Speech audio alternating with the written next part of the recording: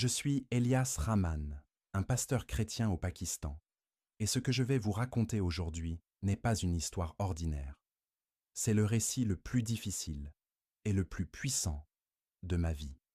J'ai été enlevé par des extrémistes, attaché sur les rails d'un train avec 4 autres frères en Christ, et nous avons eu 45 minutes pour décider si nous renierions notre foi ou si nous affronterions la mort. Mais à l'aube de ce jour-là, alors que tout semblait perdu, quelque chose d'impossible s'est produit. Quelque chose qui a tout changé. Que ce message parle profondément à votre cœur. Commençons. Je suis né dans un petit village du nord du Pakistan, où être chrétien est presque une condamnation à mort. J'ai toujours connu les risques. J'ai vu mes voisins disparaître, des églises être incendiées. Mais malgré tout, quelque chose en moi me disait que je ne pouvais pas me taire. À 26 ans, je suis devenu pasteur, non par choix, mais par un appel qui brûlait dans ma poitrine. Je n'avais pas de diplôme, ni de chair, juste une Bible déchirée, un cœur en feu et un désir fou de voir mon village connaître Jésus.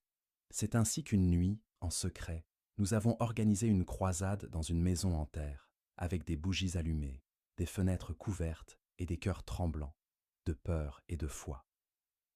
La réunion a commencé par des louanges à voix basse, presque chuchotées. Nous étions 18 personnes, y compris des femmes et des enfants. La plupart étaient assis par terre, certains pleuraient en chantant. Quand j'ai commencé à prêcher sur l'amour du Christ, un bruit lointain m'a interrompu. C'était comme un vrombissement métallique venant de la route de terre. En quelques secondes, ce son s'est transformé en panique. 4 motos sont arrivées en soulevant la poussière, phares allumés et des hommes criant en ourdou. Ils ont défoncé la porte et pointé leurs armes.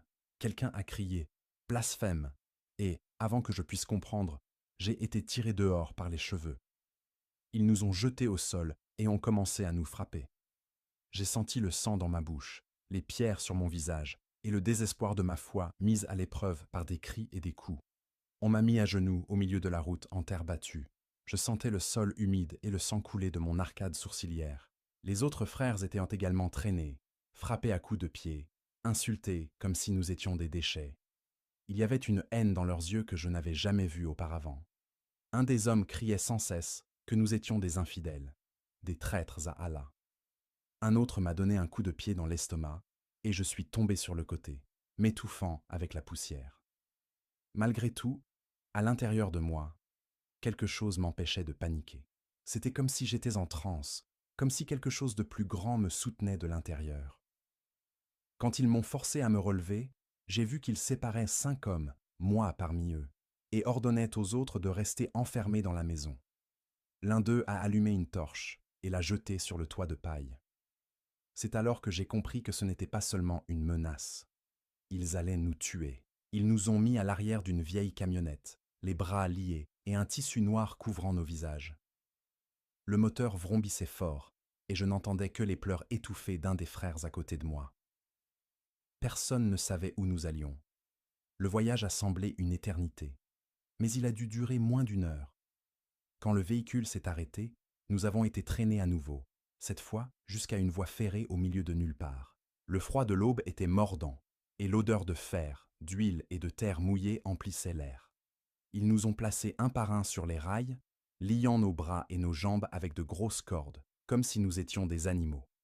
L'un d'eux a crié « Le train de 3h30 va passer par ici. Si vous reniez votre prophète, vous pouvez partir. Sinon, vous connaîtrez le jugement. » Et puis ils se sont éloignés. Le silence qui s'est installé était plus violent que n'importe quelle gifle. Le temps semblait s'être arrêté.